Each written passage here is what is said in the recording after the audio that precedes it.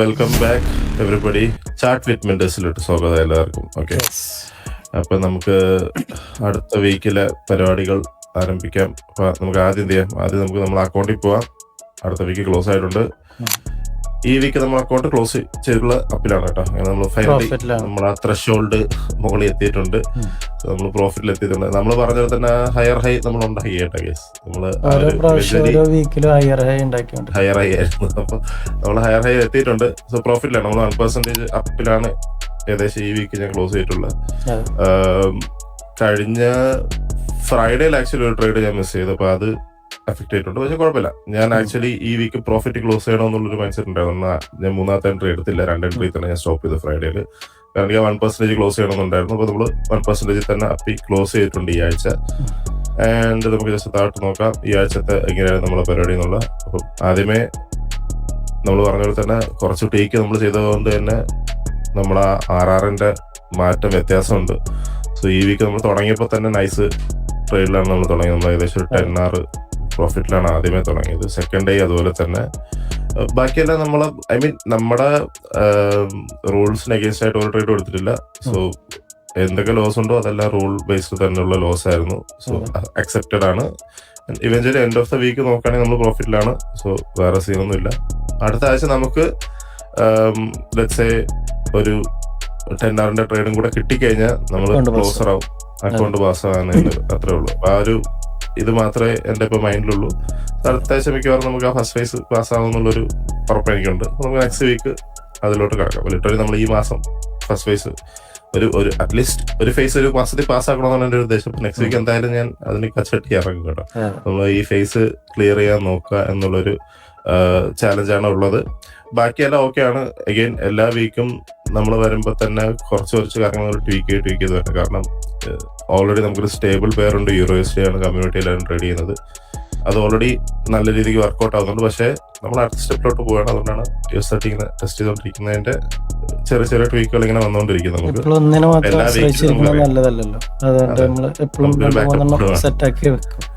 അതെ. അപ്പൊ നമുക്ക് അടുത്ത ഘട്ടം പോകുമ്പോൾ ഒബിയസ്ലി ഒരു പേരിന്ന് വേറെ പേരിലോട്ട് വരുമ്പോൾ പേരിൻ്റെതായിട്ടുള്ള കുറച്ച് കാര്യങ്ങൾ നമ്മൾ മനസ്സിലാക്കി എടുക്കേണ്ടിയിരിക്കുന്നു. അപ്പോൾ ഒബിയസ്ലി ഒരേ പ്രൈസ് ആക്ഷൻ നമുക്ക് എല്ലാ സ്ഥലത്തും യൂസ് ചെയ്യാൻ പറ്റുമായിരിക്കും. ചെറിയ ട്വീക്കുകൾ വേണ്ടി വരും. അതായത് പേരിൽ ചെറിയ ട്വീക്സ് കാണാം. അപ്പൊ നമ്മളത് കണ്ടുപിടിച്ച് അതിന് അഡാപ്റ്റ് ആക്കണം നമ്മുടെ സ്ട്രാറ്റജി. അപ്പൊ അതാണ് ഇപ്പൊ ചെയ്തുകൊണ്ടിരിക്കുന്നത്. അപ്പൊ നമ്മൾ ശ്രദ്ധിച്ചു കഴിഞ്ഞാൽ ആ first week, second week, third വീക്സിൽ നിന്ന് ഫോർത്ത് വീക്ക് വരുമ്പോൾ നമ്മൾ നേരെ പ്രോഫിറ്റിലോട്ട് തിരിച്ചു കയറി. ആ ട്വീക്സ് കാരണമാണ് അത് സംഭവിക്കുന്നത്. നമുക്കറിയാം അടുത്ത വീക്കിൽ നല്ല ട്രേഡ്സ് കിട്ടുമ്പോൾ ഒബിയസ്ലി അത് വീണ്ടും മുകളിലോട്ട് പോകുന്നേ ഉള്ളൂ. താഴോട്ട് പോകുന്ന ചാൻസ് കുറവായിരിക്കും എന്നറിയാം. എന്തായാലും റൂൾസ് ഫോളോ ചെയ്യുക എന്നുള്ളൊരു കാര്യമാണ് മെയിൻ ആയിട്ടുള്ളത്. ബാക്കിയെല്ലാം അടിപൊളിയായിട്ട് പോകുന്നുണ്ട്. കേസ് വേറെ സീനൊന്നുമില്ല. നമ്മൾ RRും SL യൂസേജ് ഒക്കെ തന്നെ അടിപൊളിയായിട്ട് പോകുന്നുണ്ട്. വിൻ റേറ്റ് പതിയെ കൂടും. അഗെയിൻ പുതിയ പേരിലായതുകൊണ്ട് സമയമെടുക്കും. പക്ഷെ ആ ഗ്രാഫ് പതിയെ മുകളിലോട്ട് തന്നെയാണ് വരുന്നത്. അപ്പം അങ്ങനെയാണ് എൻ്റെ ഇപ്രാവശ്യത്തെ ഫസ്റ്റ് ഫേസിന്റെ ഡേറ്റ. ഓക്കെ, അബ്ദുൽ ബ്രോയുടെ സീനറിയോ ഡിഫറെന്റ് ആണ്. ചെറിയ ചേഞ്ച് ഉണ്ട്. എന്റെ എന്ന് പറഞ്ഞു കഴിഞ്ഞാൽ ചെറിയൊരു ഡിഫറൻസ് ഉള്ള എന്താന്ന് വെച്ച് കഴിഞ്ഞാല് ഞാൻ ഫസ്റ്റ് ഫേസ് ഓൾറെഡി അതാണ് ചെറിയൊരു മാറ്റം. അതെന്താന്ന് വെച്ച് കഴിഞ്ഞാല് നമ്മള് ഞാന് ചെറിയൊരു തിരക്കിൽ പെട്ടിട്ട് ഒരു ദിവസം ട്രേഡ് ചെയ്യാൻ പറ്റിയില്ല. അന്ന് രാത്രിയാണ് എനിക്ക് ട്രേഡ് ചെയ്യാൻ പറ്റിയത്. അപ്പൊ അന്ന് വന്നിട്ട് ഞാൻ ആ ട്രേഡ് എടുത്ത് 1:10 അടിച്ച് അക്കൗണ്ട് പാസ്സായി. അപ്പൊ അതിന്റെ മുന്നേ ഓൾറെഡി വിഷ്ണുവേട്ടന് നമ്മൾ 1.5% എന്നുള്ളൊരു ഡെയിലി റിസ്കിന്റെ ഉണ്ടായതുകൊണ്ട് അത് കഴിഞ്ഞു. ആള് നിർത്തി. ഞാൻ ആ രാത്രിക്കത്തെ അവസാനത്തെ ട്രേഡാണ് കണ്ടത്. ആ ട്രേഡിലാണ് ഈ ഒരു പ്രോഫിറ്റ് ജനറേറ്റ് ചെയ്യാൻ പറ്റുന്നത്. പിന്നെ ഇവിടെ ഒരു നമ്മളെ റൂളിന് അഗെയിൻസ്റ്റ് ആയിട്ടുള്ള ഒരു ലോസ് ഉണ്ട്. അത് എന്താന്ന് വെച്ച് കഴിഞ്ഞാല് ഒരു ഹിഡൻ സ്പ്രെഡ് അടിച്ചിട്ട് അക്കൗണ്ടിൽ ഒരു ഓവർ ലോസ് വന്നു. അപ്പൊ അതാണ് ഇത്. സാധാരണ നമുക്കിവിടെ വരാൻ പാടുള്ളത് 75 ആണ്. അതിന്ന് ചെറിയ ഡിഫറൻസ് വന്നു. ഒരു $89 ഓവറായിട്ട് പോയിട്ടുണ്ട്. അപ്പോൾ അതാണ് ആ ഒരു സംഭവം. ഇപ്പം ഗ്രാഫ് ഉണ്ടല്ലേ, ഗ്രാഫ് പിന്നെ ഇവിടുന്ന് കാണൂല. അതാണ് ലാസ്റ്റ് നിന്ന സൈഡ്. അവിടുന്ന് പിന്നെ പ്രോഫിറ്റ് ആയിട്ട് അക്കൗണ്ട് പാസ്സായി. അപ്പോൾ ഫസ്റ്റ് ഫേസ് കംപ്ലീറ്റ് ചെയ്തിട്ടുണ്ട്. ഞാൻ സെക്കൻഡ് ഫേസ് സ്റ്റാർട്ടിങ് ആണ്. ഞാൻ സ്റ്റാർട്ട് ചെയ്തിട്ടില്ല. അതെ. ഞാൻ തേഴ്സ്ഡേ ലാസ്റ്റ് ചെയ്തതാണ്. പിന്നെ ഫ്രൈഡേ ഞാൻ ചെയ്തിട്ടില്ല, ട്രേഡ് ചെയ്തിട്ടില്ല. പിന്നെ ഇനി മൺഡേ മുതൽ ചെയ്യാന്ന് വിചാരിച്ചു. സംഭവം എന്താന്ന് വെച്ച് കഴിഞ്ഞാല് വേറൊരു കാര്യം കൂടെ ഉള്ളത്, ഈ ഒരു അക്കൗണ്ടിന്റെ കൂടെ തന്നെ വേറൊരു അക്കൗണ്ടും കൂടെ പാസ് ആയിട്ടുണ്ട്. സെയിം ട്രേഡ്, ഒറ്റ ട്രേഡിൽ രണ്ട് അക്കൗണ്ടും ബ്രേക്ക് വണ്ണിന് ഏകദേശം ചെറിയൊരു പ്രോഫിറ്റിൽ, ഈ അക്കൗണ്ട് മാത്രമാണ് പ്രോഫിറ്റിൽ ഉണ്ടായിരുന്നത്. മറ്റേത് break one already automatic correct 1:10 close. രണ്ടും 1:10 അടിച്ചിട്ട് അങ്ങനെ ക്ലോസ് ആയി. അത് ഫണ്ട് നെക്സ്റ്റിന്റെ 50K അക്കൗണ്ട് ആണ്. 50K account. അപ്പോൾ അതാണ് മാറ്റം. അപ്പം ഒരു ചെറിയൊരു ഡിഫറൻസ് വന്നതെന്ന് വെച്ച് കഴിഞ്ഞാൽ, അന്ന് എനിക്കും ഈ സെയിം ഇതേപോലെ തന്നെ 1% ഞങ്ങൾ രണ്ടുപേരും ക്ലോസ് ചെയ്യേണ്ടതാണ്. സോ ലാസ്റ്റത്തെ ട്രേഡ് മാത്രമേ എനിക്ക് എടുക്കാൻ പറ്റുള്ളൂ. അതുകൊണ്ട് മാത്രമാണ് ഈ അക്കൗണ്ട് പാസ്സായത്. ഓക്കെ, അതെ, എടുക്കാനുള്ള ഗ്യാപ്പ് വിഷയമില്ല. കാരണം ഓൾറെഡി 1.5% അവിടെ പോയി. നമ്മളെ കൺസിസ്റ്റൻസിന്റെ അപ്പുറത്തേക്ക് നമ്മളൊന്നും ചെയ്യുന്നില്ല. പിന്നെ അതിന്റെ ആവശ്യമില്ലല്ലോ, അടുത്ത വീക്ക് പാസ്സാക്കുക, അത്രേ ഉള്ളൂ. അതെ, അങ്ങനെയാണ് സ്റ്റാൻഡിങ്സ്. ഇതിന്റെ എല്ലാം അപ്ഡേറ്റ് നമ്മൾ ഇൻസ്റ്റാഗ്രാമിൽ ഉണ്ടായിരിക്കും. എല്ലാ ദിവസവും നമ്മൾ പോസ്റ്റ് ആയിട്ട് പോകാറുണ്ട്. എല്ലാ ദിവസത്തെയും ട്രേഡും PNL-ഉം സെറ്റപ്പും എല്ലാം നിങ്ങൾക്ക് നമ്മുടെ രണ്ടുപേരുടെ ഇൻസ്റ്റയിൽ കാണാൻ പറ്റും. അപ്പോൾ ഇൻസ്റ്റ ഫോളോ ചെയ്യുന്നില്ലെങ്കിൽ ഫോളോ ചെയ്യാൻ മറക്കരുത്. ഓക്കെ ഗൈസ്, എന്തായാലും മാസം അവസാനിക്കാനേ സമയമുണ്ട്. സോ മന്ത്ലി ചാർട്ടിലോട്ട് ആസ് യൂഷ്വൽ നമ്മൾ പോകുന്നില്ല. വീക്ക്ലി നമുക്ക് നോക്കേണ്ടിയിരിക്കുന്നു. വീക്ക്ലി ആക്ച്വലി നമ്മളൊരു ഹൈയിലാണ് ഇപ്പം നിൽക്കുന്നത്. വീക്ക്ലി ഒരു പുതിയ ഹൈ ഉണ്ടാക്കിയിട്ടുണ്ട്. വീക്കിന്റെ ഹൈ സ്വീപ്പ് ചെയ്തിട്ടാണ് ഇപ്പൊ നിൽക്കുന്നത്. അതെ, പ്രീവിയസ് വീക്കിൽ ഒരു ഹൈ എടുത്തു. എന്നിട്ട് നമുക്ക് ഇപ്പൊ കഴിഞ്ഞ വീക്കിലെ ക്യാൻഡൽ എന്ന് വെച്ചാൽ ഇൻഡിസൈസീവ് ക്യാൻഡലായിട്ടും ബെയറിഷായിട്ടുമാണ് ക്ലോസ് ചെയ്തിട്ടുള്ളത്. അത് ഇൻഡിക്കേറ്റ് ചെയ്യുന്ന ചിലപ്പോൾ അടുത്ത ആഴ്ചത്തെ മൂവ് ബെയറിഷാവാൻ സാധ്യത ഉണ്ടെന്നാണ്. കാരണം ഇതിനെ വേണമെങ്കിൽ ഒബ്വിയസ്ലി നമ്മൾ കഴിഞ്ഞ 2 വീക്കിലെ ഡേറ്റ നമ്മൾ നോക്കിയപ്പോൾ, കഴിഞ്ഞ 2 ആഴ്ചയിൽ 3 വീക്കിൽ നോക്കിക്കഴിഞ്ഞാൽ നല്ല മൊമെന്റ് ആയിരുന്നു, ബുള്ളിഷ് മൊമെന്റ് ആയിരുന്നു വീക്കിലി കിട്ടാൻ. ഈ വീക്ക് വന്നപ്പോൾ അത് ഫിസിൽ ഡൗൺ ചെയ്തു. അതിന് 2 റീസൺ ഉണ്ട്. ഒന്ന്, ഈ മന്ത്ലി ക്യാൻഡിൽ ബുള്ളിഷ് ആയിട്ട് ക്ലോസ് ചെയ്യുന്നതാണ്. ഒബ്വിയസ്ലി നമ്മൾ ബുള്ളിഷ് ക്യാൻഡിൽ നിർത്തി കഴിഞ്ഞാൽ ഓപ്പൺ ലോ ഹൈ ക്ലോസ് ഉണ്ടല്ലോ, മുകളിലോട്ട് വിക്ക് മിക്കവാറും ഉണ്ടായിരിക്കും. മന്ത്ലി ക്യാൻഡിൽ മന്തിന്റെ ആവാനുള്ളപ്പോ ഉള്ള സെല്ലായിരിക്കും. ആ വിക്ക് ഫോം ചെയ്യുന്നതിന്റെ ഉള്ള സെല്ലാവാം. അപ്പൊ ഷോർട്ട് ടേം സെല്ലാവാം, ലോങ് ടേം സെല്ലാവാം, നമുക്ക് അറിയത്തില്ല. നമുക്ക് ചാർട്ടിൽ കാണാൻ കഴിയുന്നത് ഈ ബുള്ളിഷ് മൊമെന്റം ഇപ്പോഴത്തെ ഫിസിൽ ഡൗൺ ചെയ്ത് ഇപ്പൊ ഉള്ള കഴിഞ്ഞ വീക്കിലെ ക്യാൻഡിൽ ഇൻഡിസൈസീവ് ആയിട്ടാണ് ക്ലോസ് ചെയ്തത്. അതിന് ബെയറിഷ് ബോഡി ഉണ്ട്. അപ്പൊ ചിലപ്പോൾ നെക്സ്റ്റ് വീക്ക് ഒരു ചെറിയ ബെയറിഷ് മൊമെന്റ് ഉണ്ടായിരിക്കും, പുൾ ബാക്ക് ഉണ്ടായിരിക്കാം. അത് മണി ലെവലിൽ തന്നെയാണുള്ളത്. നമ്മൾ ആക്ച്വലി എൻ്റയർ ഏരിയ എന്ന് പറയുന്നത് നമുക്കൊരു ഓർഡർ ഫ്ലോഡ് ഏരിയയാണ്. ഇതിനകത്ത് അവിടെ തോന്നുന്ന പ്രൈസിൽ താഴോട്ട് ഇറങ്ങാനുള്ള ഇതുണ്ട്, റീസണിങ് ഉണ്ട്. സോ ഇതിന്റെ ഉള്ളിലാണ് ഈ ബെയറിഷ് ക്യാൻഡിൽ ഉണ്ടായിട്ടുള്ളത് നമുക്കറിയാം. സോ ആ ഓർഡർ ഫ്ലോ റെസ്പെക്ട് ചെയ്തിട്ടായിരിക്കും അത്. ഇതുവരെ വരാത്തൊരു ഓർഡർ ഫ്ലോ ആണ്, ഇതൊരു ഫ്രഷ് ഓർഡർ ഫ്ലോ ആയിരുന്നു നമ്മളതിന്റെ റേഞ്ചിന്. ഇപ്പോഴാണ് നമ്മൾ അതിന്റെ ഉള്ളിൽ വന്നതും ഇപ്പോഴാണ് ആദ്യമായിട്ട് ഒരു ബെയറിഷ് ക്യാൻഡിൽ ഫോം ചെയ്യുന്നത്. അങ്ങനെയാണെങ്കിൽ ഇത് ചിലപ്പോൾ അടുത്ത വീക്കിലിയുടെ മണി ലെവലിലോട്ടും വരാം. അപ്പം ഇനി ഇത് എൻ്റയർ ഇറങ്ങി ചിലപ്പോൾ ഇംബാലൻസ് ഫില്ല് ചെയ്യാൻ വരാം. അതല്ലെങ്കിൽ നമ്മൾ താഴോട്ട് പോകുന്തോറും ഡെയിലിയിലായിരിക്കും അടുത്ത സെറ്റ് നമ്മൾ നോക്കും. ഡെയിലിയിൽ എന്തെങ്കിലും ക്ലോസസ്റ്റ് ആയിട്ടുള്ള മണി ലെവലിൽ ഇത് കണ്ടിന്യൂ ചെയ്യാം. 2 കാര്യം സാധ്യതയുണ്ട്, ബൈ കണ്ടിന്യൂ ചെയ്യാനും സാധ്യതയുണ്ട്. അതാണ് നമ്മളൊരു എക്സ്പെക്ടേഷൻ. ഇപ്പൊ വീക്ക്ലിയുടെ രീതിക്ക് നോക്കുകയാണെങ്കിൽ നമ്മളിപ്പം മൊമെന്റം ഇപ്പോഴും സത്യം പറയാൻ ബുള്ളിഷ് തന്നെയാണ്. നമുക്ക് നോക്കുകയാണെങ്കിൽ വലിയ എന്താ പറയാ, ബോഡി മൊമെന്റത്തിന്റെ രീതിക്ക് നോക്കുകയാണെങ്കിൽ മൊമെന്റ് ഉണ്ട്, ഇല്ലെന്ന് പറയാൻ പറ്റത്തില്ല. ലിറ്ററലി ബൈ സെല്ലും നോക്കാൻ പറ്റുന്ന ഒരു അവസ്ഥയിൽ തന്നെയാണ് ഇപ്പം നമ്മൾ നിൽക്കുന്നത്. ഞാൻ നോക്കുകയാണെങ്കിൽ എന്റെ ഒരു അതെ, ഇപ്പൊ നമുക്ക് 2 സൈഡ് നോക്കാൻ പറ്റും. ഇവഞ്ച്വലി ആദ്യം സെല്ലായിരിക്കും നോക്കുക. അതിന് മെയിൻ റീസൺ നമ്മൾ സ്വീപ്പ് ചെയ്തിരിക്കുന്ന ഹൈസ് ആണ്. ഈ നമ്മൾ പ്രീവിയസ് വീക്കിന്റെ ഹൈ സ്വീപ്പ് ചെയ്തിട്ടുണ്ട്, പ്രീവിയസ് ആഴ്ചയിൽ 2 വീക്കിന്റെ ഹൈ സ്വീപ്പ് ചെയ്ത് വെച്ചിട്ടുണ്ട്. ലിക്വിഡിറ്റി ഓൾറെഡി കളക്ട് ചെയ്ത ഒരു രീതിക്കായിരിക്കും നമ്മൾ അതിനെ കൺസിഡർ ചെയ്യുക. പ്രൈസ് ചിലപ്പോൾ ഈ ഹൈയുടെ മോളി ആദ്യമേ പോകണമെന്നില്ല. ചിലപ്പോൾ ഇത് പ്രൊട്ടക്ട് ചെയ്യും, അവരെൻ്റെ ഏരിയ പ്രൊട്ടക്ട് ചെയ്തിട്ട് പ്രൈസ് ആദ്യം സെല്ലായിരിക്കും ചെയ്യുക. ചിലപ്പോൾ ഈ പ്രീവിയസ് വീക്കിന്റെ ലോ പോവാം. അതാണ് എൻ്റെ ആദ്യത്തെ എക്സ്പെക്ടേഷൻ. പിന്നെ ഈ റീബാലൻസ് ഒരടുത്ത് തന്നെ റീബാലൻസ് ലെവലുണ്ട്. അപ്പോൾ ആ വീക്കിയുടെ റീബാലൻസിങ് ലെവൽ ഞാൻ പറഞ്ഞത് നമുക്ക് ഡെയിലിയിൽ എന്തെങ്കിലും മണി ലെവലും ആയിരിക്കാം. ഈ റീബാലൻസിങ് ലെവൽ നമുക്ക് എന്തായാലും ഒന്ന് നോക്കിയിട്ടേക്കാം. പ്രൈസ് ഇവിടെ വന്നിട്ട് എന്ത് ചെയ്യും എന്നുള്ളൊരു കാര്യം എനിക്കൊന്ന് നോക്കണം. ഇവിടെ നിന്ന് കയറി പോകുന്നല്ല കേസ്, പക്ഷെ എന്നാലും അവിടെ വന്നാൽ തൊട്ടടുത്തുള്ള ഒരു അതെ ഇവിടെ വന്ന് കണ്ടിന്യൂ ആയെങ്കിൽ ഓക്കെ. നമുക്ക് ചിലപ്പോൾ ഞാൻ പറഞ്ഞത് നമ്മളെ ഇപ്പോഴാ ഹൈ എടുത്ത് കളഞ്ഞിട്ടില്ല. എന്റെ എക്സ്പെക്ടേഷൻ ഓൾ ടൈം ഹൈ കളയും എന്നുള്ളൊരു എക്സ്പെക്ടേഷൻ ഇപ്പോഴും ഉണ്ട്. പൊതുവെ ഇൻഡെക്സ് അങ്ങനെയാണല്ലോ മൂവ് ചെയ്യുന്നത്. അപ്പൊ നമുക്ക് ആ എക്സ്പെക്ടേഷൻ വെക്കാം. ബാക്കി നമുക്ക് എങ്ങനെയാണ് പ്ലേ ഔട്ട് ചെയ്യുന്നത് എന്നുള്ള രീതിക്ക് ചെയ്യാം. അപ്പൊ അതിന് വീക്കിലിയിൽ വേറെ ഇൻഫർമേഷൻ എനിക്ക് കാണുന്നില്ല. ഇത് ചിലപ്പോൾ പ്രൊട്ടക്റ്റഡ് ആവാന്നുള്ളൊരു കാര്യം മാത്രമേ എനിക്ക് അറിയത്തുള്ളൂ. വേറെ നമുക്ക് നോക്കാൻ കഴിയും ഇപ്പോൾ ഡെയിലി എന്താണെന്നുള്ള കാര്യം. നമ്മളിപ്പോൾ ഈ റീബാലൻസിങ് ചിലപ്പോൾ ഡെയിലിയുടെ ഓർഡർ ഫ്ലോ ഓപ്പൺ ആയിരിക്കും. അങ്ങനെയാണെങ്കിൽ നമുക്ക് അതെ ഡെയിലിയുടെ ഓർഡർ ഫ്ലോയിൽ തന്നെയുള്ള മിറ്റിഗേറ്റ് ചെയ്തിട്ടുള്ള ഓർഡർ ഫ്ലോ ആണ്. സോ എന്നാലും നമുക്ക് ഇവിടെ വീക്കിലി ഉള്ളതുകൊണ്ട് നമുക്ക് ഇത് യൂസ് ചെയ്യാൻ പറ്റും. ഡെയിലി നിൽക്കുന്ന രീതിക്ക് ഡെയിലി ഇപ്പോൾ ഒരു ബ്രീച്ച് വന്നിട്ടുണ്ട് താഴോട്ട്, ഒറ്റ ബ്രീച്ചേ ഉള്ളൂ. അതുകൊണ്ട് നമുക്ക് അറിയത്തില്ല. ഇവിടെ ഒരു ലോ ഉണ്ടാക്കിയിട്ടുണ്ടായിരുന്നു, ലോ ബ്രീച്ച് ചെയ്തു. ഇപ്പൊ വീണ്ടും ഡെയിലി നോക്കിയതൊക്കെ ഇൻഡിസൈസീവ്നെസ് ക്ലീൻ ആയിട്ട് കാണാം. അതായത് ഡെയിലിയിലെ ഇപ്പോഴത്തെ എല്ലാ ഇപ്പൊ ക്ലോസ് ചെയ്ത മിക്കവാറുള്ള ക്യാൻഡിലെല്ലാം ഇൻഡിസൈസീവ് എല്ലാം അതാണ്. ഡിസിഷൻ മേക്കിംഗ് ഇല്ല എന്ന് കാണാം നമുക്ക്. അതായത് നമ്മൾ ഒരു ഓപ്ഷൻ മാർക്കറ്റ് ആയിട്ടാണ് കരുതേണ്ടത്. ഇവിടെ ഏത് മാർക്കറ്റിൽ പോയാലും ഇത് പറയുന്ന പ്രൈസിന് എല്ലാവർക്കും മേടിക്കാനും വിൽക്കാനും പറ്റണം, എന്നാലേ ട്രാൻസാക്ഷൻ നടക്കുകയുള്ളൂ. നടക്കാതെ വരുമ്പോഴുള്ള കാണുന്ന കാര്യങ്ങളൊക്കെയാണ് നമ്മൾ ഈ കാണുന്നത്. അപ്പം ഈ ട്രാൻസാക്ഷന് ഒരു സ്റ്റോപ്പ് ഇട്ടേക്കാണ്. ആൾക്കാർക്ക് ഇന്ന കാശിന് പറ്റുന്നില്ല ട്രാൻസാക്ട് ചെയ്യാൻ. ബയേഴ്സ് ആൻഡ് സെല്ലേഴ്സ് തമ്മിലുള്ള ആ ട്രാൻസാക്ഷനിൽ എന്തോ പ്രശ്നമുണ്ട്. ഇതിപ്പോ എല്ലാ മാർക്കറ്റിലും ഉള്ള തന്നെയാണ് കേസ്. ഇപ്പൊ ട്രേഡിങ് വരുമ്പോഴും നമ്മൾ ഈ പ്രൈസ് ആക്ഷൻ എന്ന് പറഞ്ഞ് നമ്മൾ നോക്കുന്നത് സത്യം പറഞ്ഞാൽ ഈ ഓപ്ഷൻ തിയറിയാണ് സത്യം പറഞ്ഞാൽ. ഇപ്പത്തെ വാറൊക്കെ ഇതിനെ എഫക്ട് ചെയ്യുന്നതാവും, പറയാൻ പറ്റില്ല.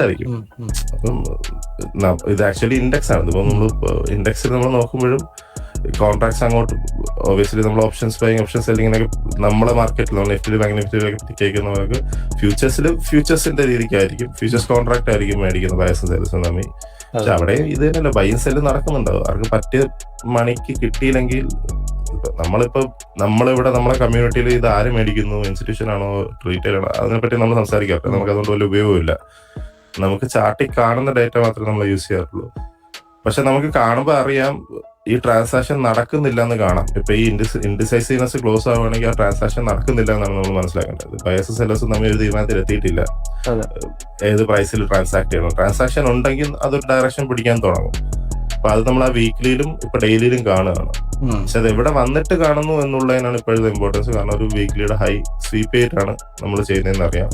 അങ്ങനെയാണെങ്കിൽ ഞാൻ പറഞ്ഞ നമുക്ക് ചിലപ്പോൾ ആദ്യം ഒരു ബെയറിഷ്നെസ് ആയിരിക്കും ഫീൽ ചെയ്യുന്നത്. ഇപ്പോഴും കണ്ടിട്ട് എനിക്കതാ തോന്നുന്നത്. മുകളിലോട്ട് പോകാൻ ശ്രമിച്ചിട്ടുണ്ട് കുറെ. ഈ താഴത്തെ വിക്കൽ ഇൻഡിക്കേറ്റ് ചെയ്യുന്നത് മുകളിലോട്ട് പോകാൻ ശ്രമിച്ചു. എല്ലാ ക്യാൻഡിലും ഈ ക്യാൻഡിലായിരുന്നാലും ശരി, ഈ ക്യാൻഡിലായിരുന്നാലും ശരി, ഇതെല്ലാം ഒരു പോയിന്റ് ഓഫ് ടൈം ബുള്ളിഷ് ആവാൻ ശ്രമിച്ചിട്ടുണ്ടായിരുന്നു, നടന്നില്ല എന്നാണ് കാണുന്നത്. ബെയറിഷ് ആവാനും ശ്രമിച്ചാൽ അത് നടന്നിട്ടില്ല, രണ്ടും നടക്കുന്നില്ല എന്നാണ് നമ്മളിവിടെ കാണുന്നത്. ഇപ്പൊ ഡെയിലി രീതിക്ക് നമുക്ക് ഡെയിലി ഇവിടെ ഒരു ലോ ഉണ്ട്. ഇതിപ്പോ ഡെയിലിയുടെ ഒരു ലോ ആണ്.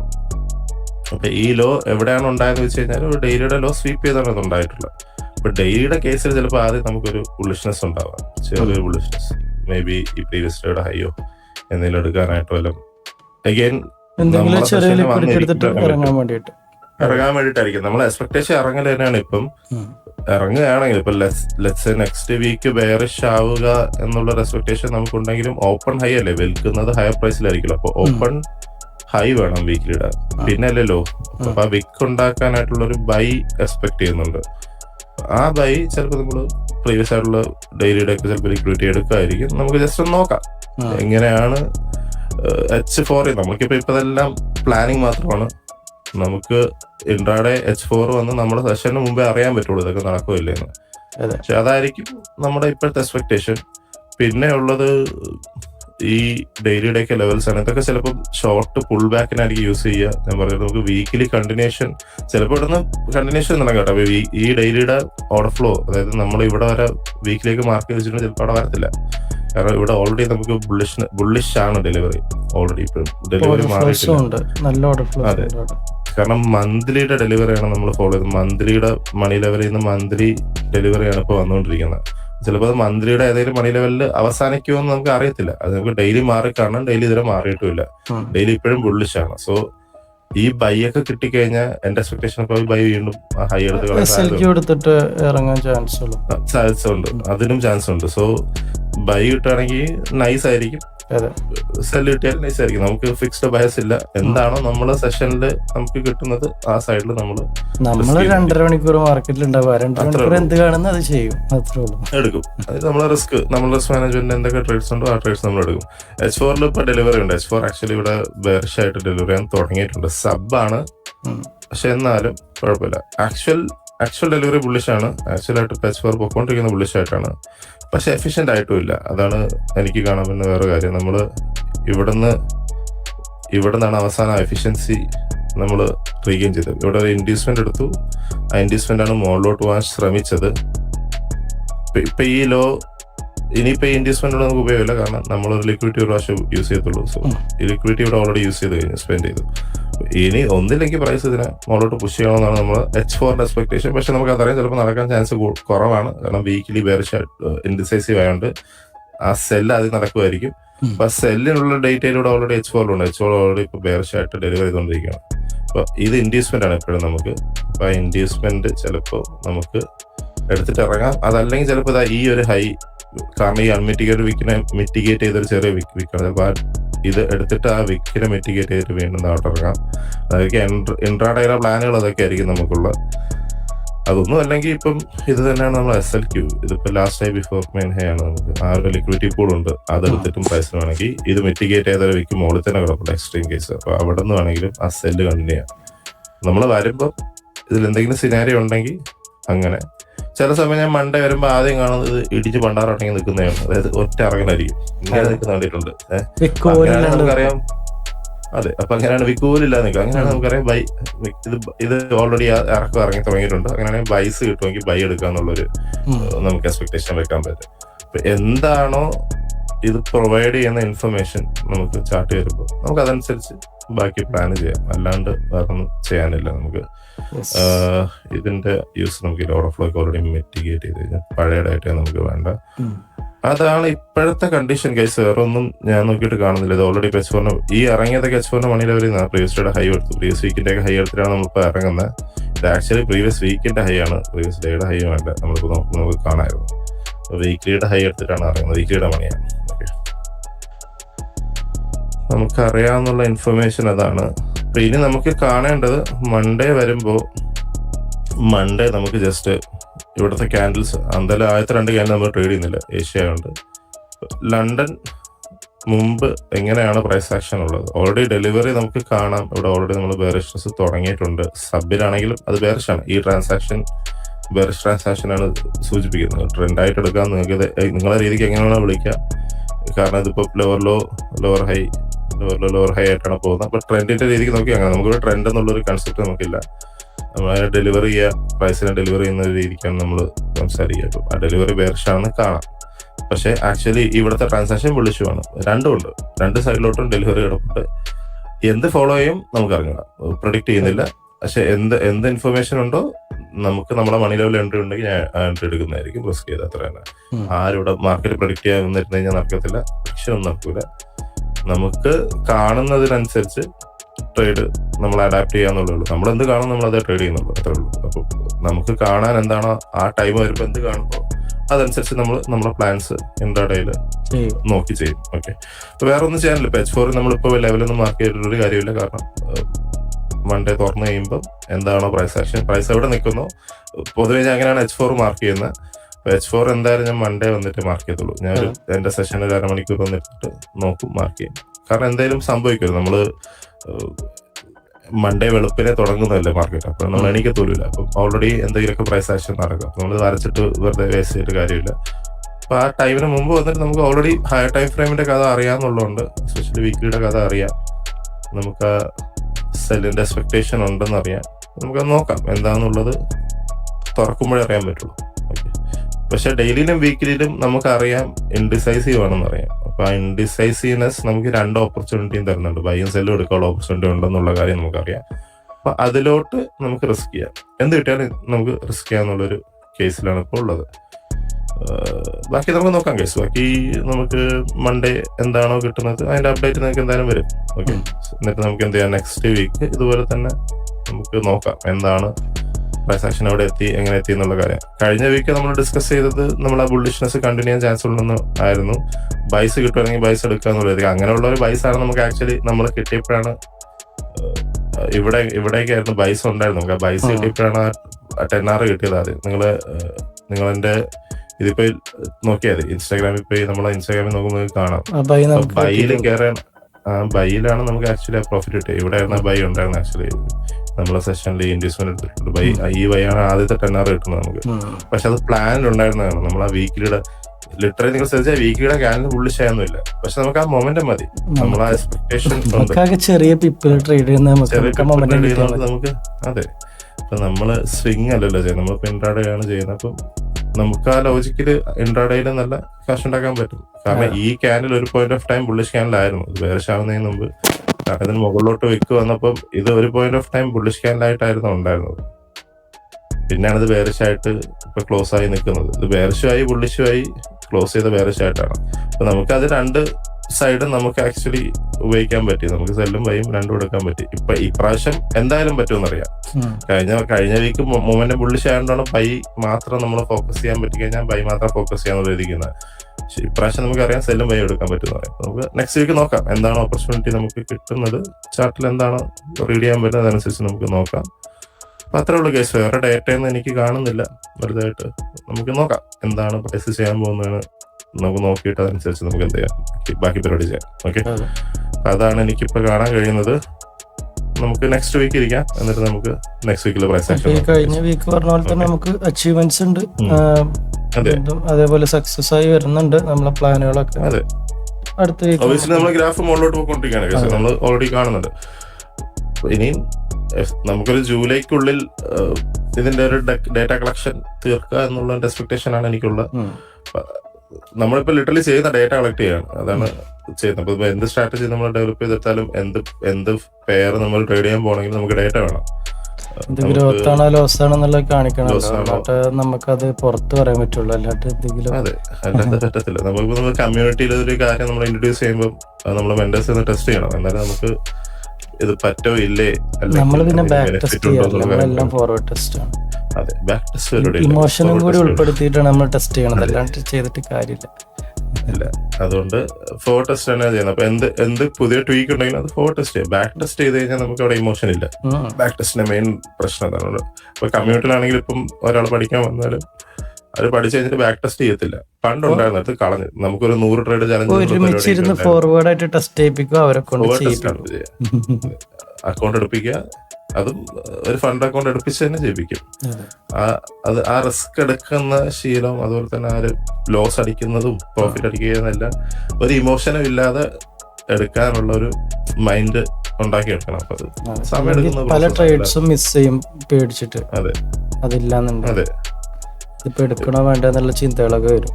അതൊക്കെ വരും. അതെ, നമുക്ക് അതൊക്കെ ഒഴിവാക്കണം എന്നുള്ളതുകൊണ്ടാണ് നമുക്കൊരു സ്റ്റെപ്പ് ബൈ സ്റ്റെപ്പ് പ്രോസസ് ഉണ്ട്. നമ്മളൊരു ട്രേഡ് പ്ലാൻ ഉണ്ട്. അപ്പൊ ട്രേഡ് പ്ലാൻ നമ്മൾ ഫോളോ ചെയ്ത് പോകുമ്പോൾ ഇപ്പോഴും നമ്മൾ പേ ചെയ്യുന്നതും ആ ട്രേഡ് പ്ലാനിൽ ഈ പെയറിന് എന്ത് ട്വീക്ക് ചെയ്യാൻ പറ്റുമെന്നാണ് നോക്കുന്നത്. അപ്പം അതനുസരിച്ച് നമുക്ക് പ്ലാൻ ചെയ്യാം. അതനുസരിച്ച് നമുക്ക് പല കാര്യങ്ങളും എഫക്റ്റീവ് ആയിട്ട് ചെയ്യാൻ പറ്റും. അതിനുവെച്ച് ഡേറ്റ വേണം. 1-2 ട്രേഡ് കൊണ്ട് നമുക്ക് ഒരിക്കലും തീരുമാനിക്കാൻ പറ്റില്ല. നമുക്ക് ഒരുപാട് ഡേറ്റ വേണം. അപ്പൊ ഡേറ്റ സാമ്പിൾസ് ഉണ്ടെങ്കിൽ നമുക്കറിയാം, ഓക്കെ ഇത്രയും ട്രേഡ്സ് എടുത്തതിൽ നമ്മളിപ്പോൾ 3-4 മന്ത് ഇൻക്ലൂഡ് ചെയ്യുമ്പോൾ പല പല കാര്യങ്ങൾ വരും. ഗ്ലോബൽ എക്കണോമിക് ആയിട്ടുള്ള ഫാക്ടേഴ്സ് വരും. ഇപ്പൊ വാർ വന്നു, അതൊക്കെ എങ്ങനെയാണ് ഈ പെയറിനെ എഫക്ട് ചെയ്യുന്നത്. ഇൻട്രാഡേ ട്രേഡ് ചെയ്യുമ്പോൾ നമുക്ക് അതിന് എന്തൊക്കെ ആക്ച്വലി നമ്മുടെ ടെസ്റ്റിംഗ് ടൈം തന്നെ വാർ ടൈം ആണ്. അപ്പൊ എത്രത്തോളം ഇത് പവർ ആണെന്നുള്ളത് മനസ്സിലാവും. നല്ല വോളറ്റൈൽ ആയിട്ടുള്ള സമയമായിട്ട് നമുക്കറിയാം, നല്ല രീതിക്കുള്ള എന്തെങ്കിലും ചേഞ്ചസ് ഒക്കെ വരും നമുക്കറിയാം. അപ്പൊ അത് നമുക്ക് നല്ലതാ. എന്തുകൊണ്ടും നമുക്കത് ഇൻട്രാഡേയിൽ അതിനെ അഫക്ട് ചെയ്യുന്ന കാര്യങ്ങളൊക്കെ നോക്കി ട്വീക്ക് ചെയ്ത് തരുമ്പോൾ നമുക്കൊരു ഫാക്ടർ കിട്ടും. ഓക്കെ, ഇത്ര റിസ്ക് റിവാർഡേ പറ്റത്തുള്ളൂ, അങ്ങനെയുള്ള കാര്യങ്ങളൊക്കെ നമുക്ക് കിട്ടും. ഇപ്പൊ നമ്മൾ എക്സ്ട്രീം ആണ് ചെയ്യണം, എല്ലാം extreme. RR extreme risk management നമ്മളെ കറക്റ്റ് റിസ്ക് മാനേജ്മെന്റ് ആണ്. അതിൽ ഒന്നും മാറ്റമൊന്നുമില്ല. മാനേജ്മെന്റിന്റെ എമൗണ്ടും നമ്പറും കറക്റ്റ് ആവും. അതിന്റെ അപ്പുറത്ത് കാര്യമൊന്നും ചെയ്യൂല. പിന്നെ എന്തെങ്കിലും ഹിഡൻ സ്പ്രെഡ് കാരണം നേരത്തെ കാണിച്ച പോലത്തെ എന്തെങ്കിലുമൊക്കെ അത് കിട്ടും. അത് ഫണ്ടഡില് കിട്ടും. ലൈവിൽ തന്നെ അങ്ങനെ നമുക്ക് കുഴപ്പമില്ല. ഒരു പറഞ്ഞ സ്പ്രെഡേ തരുന്നുള്ളൂ. 8 ടിക്ക് ഉണ്ടെങ്കിൽ 8 ടിക്ക് കറക്റ്റ് തരും. മറ്റേത് ഫണ്ടഡില് ചിലപ്പോ തരൂല. നമുക്ക് നോക്കി ചെയ്യേണ്ടി വരും. കുഴപ്പമില്ല. എന്തായാലും നമുക്ക് ഈ വീക്ക് ഇതൊക്കെയാണ് നമുക്ക് കാണാൻ കഴിയുന്നത്. നമുക്ക് നോക്കാം ഈ വീക്ക് എങ്ങനെ പ്ലേ ഔട്ട് ചെയ്ത് നോക്കിയിട്ട് നെക്സ്റ്റ് വീക്ക് ദൂരം നമുക്ക് ഇരിക്കാം, നമുക്ക് ഡിസ്കസ് ചെയ്യാം എന്തൊക്കെ സംഭവിച്ചു എന്നുള്ള കാര്യം. ഓക്കെ, അപ്പൊ എന്തായാലും എല്ലാവരും നെക്സ്റ്റ് വീക്ക് നല്ലോണം ട്രേഡ് ചെയ്യാം. പവർ ആയിട്ടിരിക്കുക എല്ലാവരും. Okay, by.